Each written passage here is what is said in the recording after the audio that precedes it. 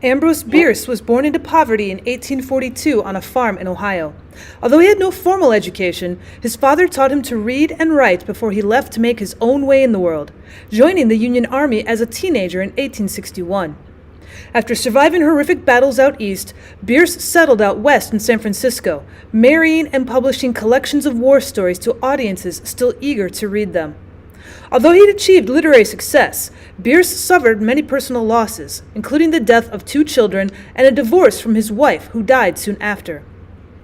He then traveled to Mexico, where in 1913 he disappeared, his fate never truly known despite fanciful stories of his last days made up for the daily newspapers. Ambrose Bierce is a good example of an American iconoclast, a fiercely independent writer who not only derides current social trends, but argues against their importance to society. Known as Bitter Bierce because of his cynical nature of writing, most of his characters and themes can be assessed as dark, brooding satire, often brutal towards authority figures and the creation of more crowded urban centers of population. His most famous work, Devil's Dictionary, and his short stories about the American Civil War, like Chickamauga and An Occurrence at Owl Creek Bridge, lays bare the human cost of war and the nightmarish events that the human mind can play upon a character unable to escape society's expectations. You won't find a happy ending or a character growing from adversity in Bitter Bierce's writing. The Secret of Macarger's Gulch by Ambrose Bierce. Northwesternly from Indian Hill, about 9 miles as the crow flies, is Macarger's Gulch. It is not much of a gulch, a mere depression between 2 wooded ridges of inconsiderable height. From its mouth up to its head, for gulches like rivers have an anatomy of their own, the distance does not exceed 2 miles, and the width at bottom is only one place more than a dozen yards. For most of the distance on either side of the little brook, which drains in it in winter, it goes dry in the early spring, and there is no level ground at all. The steep slopes of the hills, covered with an almost impenetrable growth of manzanita and chemsol, are parted by nothing by the width of the watercourse. No one but an occasional enterprising hunter of the vicinity ever goes to Macarger's Gulch, and 5 miles away it is unknown, even by name. Within that distance in any direction are far more conspicuous topographical features without names, and one might try in vain to ascertain by local inquiry the origin of this name. About midway between head and mouth of Macarger's Gulch, the hill on the right as you ascend is cloven by another gulch, a short dry one, and at the junction of the two is a level space of 2 or 3 acres, and there are a few years ago stood an old board house containing one small room. How the component parts of the house, few and simple as they were, had been assembled at that almost inaccessible point is a problem in the solution of which there'd be a greater satisfaction than advantage. Possibly the creek bed is a reformed road. It is certain that the gulch was at one time pretty thoroughly prospected by miners, who must have had some means of getting in with at least pack animals carrying tools and supplies. Their profits, apparently, were not such as would have justified any considerable outlay to connect Macarger's Gulch with any center of civilization enjoying the distinction of a sawmill. The house, however, was there. Most of it. It lacked a door and a window frame, and the chimney of mud and stones had fallen into an unlovely heap, overgrown with rank weeds. Such humble furniture as there may once have been, and much of the lower weatherboarding, had served as fuel in the campfires of hunters, as had also probably the curbing of an old well, which at the time I write of existed in the form of a rather wide but not very deep depression nearby. One afternoon in the summer of 1874, I passed up Macarger's Gulch from the narrow valley into which it opens, by following the dry bed of the brook. I was quail shooting and had made a bag of about a dozen birds by the time I had reached the house described, of whose existence I was until then unaware. After rather carelessly inspecting the ruin, I resumed my sport, and having fairly good success, prolonged it until near sunset, when it occurred to me that I was a long way from any human habitation, too far to reach one by nightfall. But in my game bag was food, and the old house would afford shelter, if shelter were needed on a warm and dewless night in the foothills of the Sierra Nevada, where one may sleep in comfort on pine needles without covering. I am fond of solitude and love the night, so my resolution to camp out was soon taken, and by the time that it was dark I had made my bed of boughs and grasses in a corner of the room, and was roasting a quail at a fire that I had kindled on the hearth. The smoke escaped out of the ruined chimney, The light illuminated the room with a kindly glow, and as I ate my simple meal of plain bird and drank the remains of a bottle of red wine which had served me all the afternoon in place of water, which the region did not supply, I experienced a sense of comfort which better fare and accommodations do not always give. Nevertheless, there was something lacking. I had a sense of comfort, but not of security. I detected myself staring more frequently at the open doorway and blank window than I could find warrant for doing. Outside these apertures all was black, and I was unable to repress a certain feeling of apprehension as my fancy pictured the outer world and filled it with unfriendly entities, natural and supernatural. Chief among which in their respective classes were the grizzly bear, which I knew was occasionally still seen in that region, and the ghost, which I had reason to think was not. Unfortunately, our feelings do not always respect the law of probabilities, and to me that evening, the possible and the impossible were equally disquieting. Everyone who's had experience in the matter must have observed that one confronts the actual and imaginary perils of the night with far less apprehension in the open air than in a house in an open doorway. I felt this now as I lay on my leafy couch in a corner of the room next to the chimney and permitted my fire to die out. So strong came my sense of the presence of something malign and menacing in the place that I found myself almost unable to withdraw my eyes from the opening, as in the deepening darkness it became more and more indistinct. And when the last little flame flickered and went out, I grasped the shotgun which I had laid on my side and actually turned the muzzle in the direction of the now invisible entrance, my thumb on one of the hammers, ready to cock the piece, my breath suspended, my muscles rigid and tense. But later I laid down the weapon with a sense of shame and mortification. What did I fear? And why? I, to whom the night had been a more familiar face than that of man. I, in whom the element of hereditary superstition from which none of us is altogether free, had given to solitude and darkness and silence only a more alluring interest and charm. I was unable to comprehend my folly, and losing in the conjecture the thing conjectured of, I fell asleep. And then I dreamed. I was in a great city in a foreign land, a city whose people were of my own race, with minor differences of speech and costume. Yet precisely what these were I could not say. My sense of them was indistinct. The city was dominated by a great castle upon an overlooking height, whose name I knew but could not speak. I walked through many streets, some broad and straight with high modern buildings, some narrow, gloomy, and tortuous, between the gables of quaint old houses whose overhanging stories elaborately ornamented with carvings in wood and stone almost met above my head. I sought someone whom I had never seen, yet knew that I should recognize when I found. My quest was not aimless and fortuitous. It had a definite method. I turned from one street into another without hesitation, and threaded a maze of intricate passages, devoid of the fear of losing my way. Presently I stopped before a low door in a plain stone house, which might have been the dwelling of an artisan of the better sort, and without announcing myself I entered.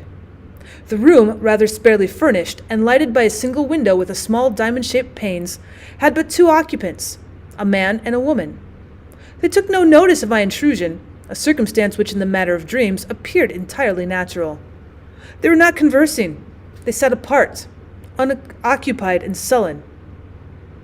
The woman was young and rather stout, with fine large eyes and a certain grave beauty. My memory of her expression is exceedingly vivid, but in dreams one does not observe the details of faces. About her shoulders was a plaid shawl. The man was older, dark, with an evil face made more forbidding by a long scar extending from near the left temple diagonally downward into the black mustache. Though in my dreams it seemed rather to haunt the face as a thing apart, I can express it no otherwise, than to belong to it. The moment that I found the man and woman, I knew them to be husband and wife. What followed, I remember indistinctly. All was confused and inconsistent, made so, I think, by gleams of consciousness.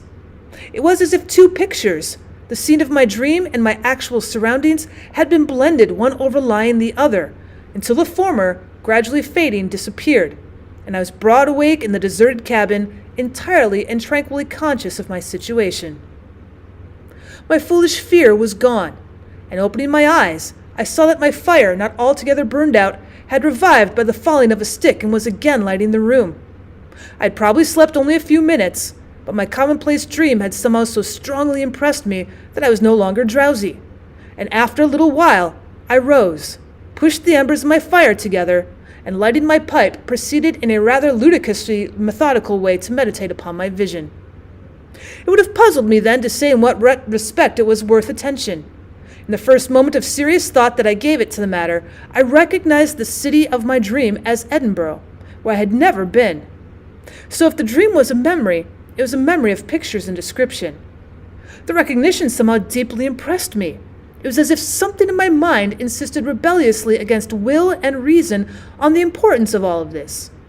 And that faculty, whatever it was, asserted also a control of my speech. Well, surely, I said aloud quite involuntarily, the Macgregors must have come here from Edinburgh.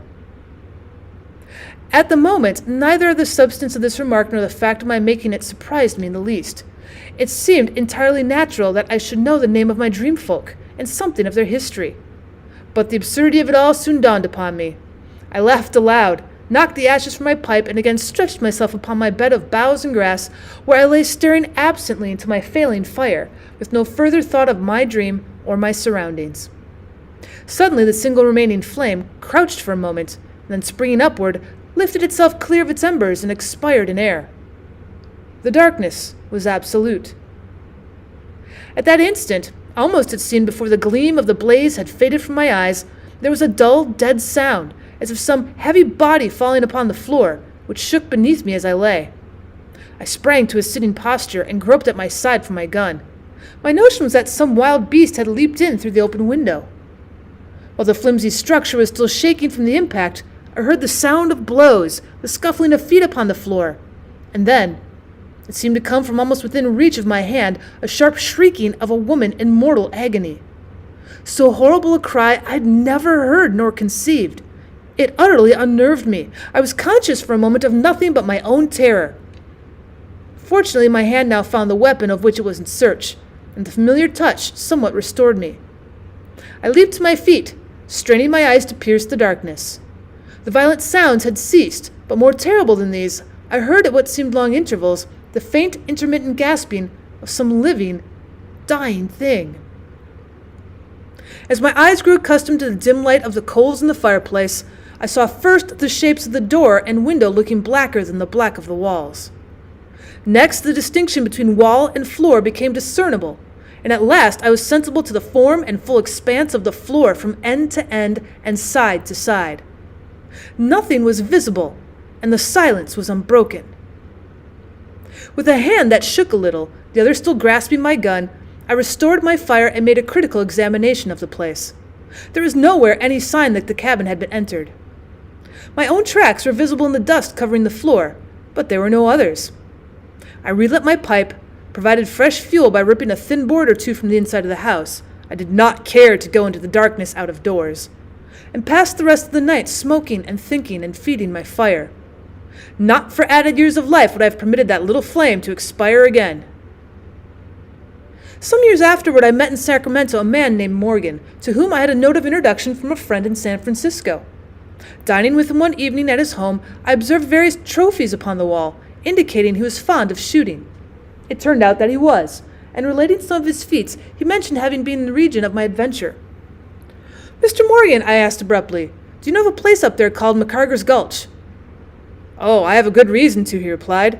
"It was I who gave the newspapers last year the accounts of finding of the skeleton there." Well, I had not heard of it. The accounts had been published, it appeared, while I was absent in the East. "By the way," said Morgan, "the name of the gulch is a corruption. It should have been called McGregor's. My dear," he added, speaking to his wife, "Mr. Elderson has upset his wine." Well, that was hardly accurate. I'd simply dropped it, glass and all.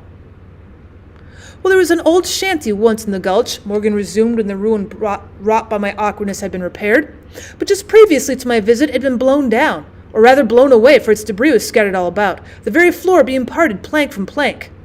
Between two of the sleepers still in position, I and my companion observed the remnant of a plaid shawl, and examining it found that it was wrapped about the shoulders of the body of a woman. But of course but little remained besides the bones, partly covered with fragments of clothing and brown dry skin. But we will spare Mrs. Morgan," he added with a smile. The lady had indeed exhibited signs of disgust rather than sympathy. It is necessary to say, however, he went on, that the skull was fractured in several places as if by blows of some blunt instrument, and that instrument itself, a pick handle, still stained with blood, lay under the boards nearby. Mr. Morgan turned to his wife. "Pardon me, my dear," he said with affected solemnity, "for mentioning these disagreeable particulars, the natural though regrettable incidents of a conjugal quarrel, resulting doubtless from the luckless wife's insubordination." "I ought to be able to overlook it," the lady replied with composure. "You have so many times asked me in those very words." I thought he seemed rather glad to go on with his story. "From these and other circumstances," he said, "the coroner's jury found that the deceased, Janet MacGregor, came to her death from blows inflicted by some person to the jury unknown. But it was added that the evidence pointed strongly to her husband, Thomas MacGregor, as the guilty person. But Thomas MacGregor has never been found nor heard of. It was learned that the couple came from Edinburgh, but not— Well, my dear, do you not observe that Mr. Elderson's bone plate has water in it?" I had deposited a chicken bone in my finger bowl. "In a little cupboard I found a photograph of MacGregor, but it did not lead to his capture." "Will you let me see it?" I said. The picture showed a dark man with an evil face made more forbidding by a long scar extending from near the temple diagonally downward to the black mustache. "By the way, Mr. Elderson," said my affable host, "may I know why you asked about Macarger's Gulch?" "I lost a mule there once," I replied, "and the mischance has quite upset me." "Oh, my dear," said Mr. Morgan with the mechanical intonation of an interpreter translating, "the loss of Mr. Elderson's mule has peppered his coffee."